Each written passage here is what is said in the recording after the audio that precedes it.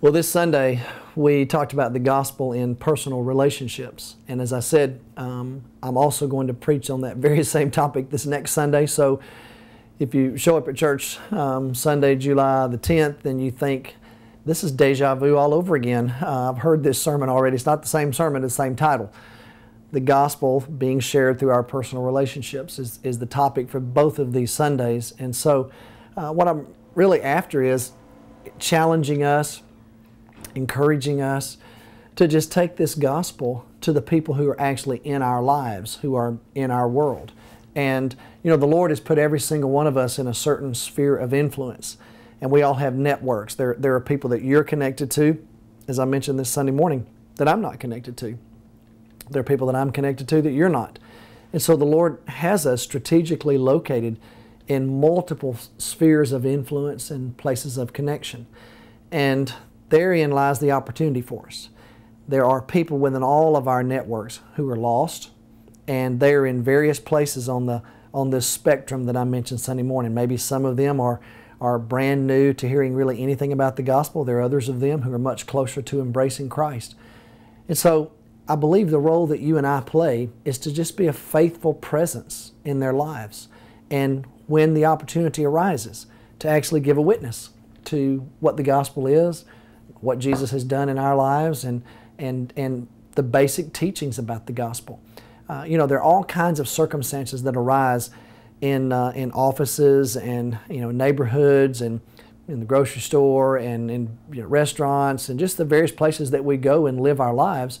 There are all kinds of opportunities that afford us a chance to speak a word about the gospel or just to demonstrate our commitment to the gospel. And so on the one hand, when I look at this gospel and how do we get it to the world, there is a side of me that spends a lot of time thinking about what that really means, reaching the unreached peoples of the world. How do we mobilize our people to be more effective in mission? How do we get the gospel to the Fulani or to the people of Japan or the places where we're invested as a church, Costa Rica, Mexico, etc. So sure, that's one part of this. But I think maybe a more basic component to all of this is just how do we get the gospel through us to the people in our world every day, the people that we know, the people that we meet on a daily basis, a friend, a family member, or colleague at work.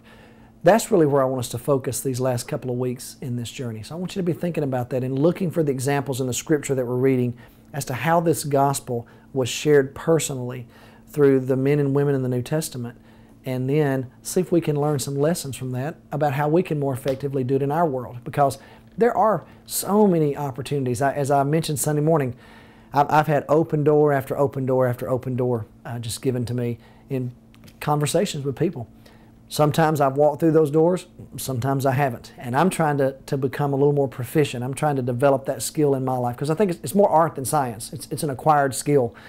So one of the things that I'm praying for you, particularly this week, is that God will help shape you into becoming a more effective personal evangelist.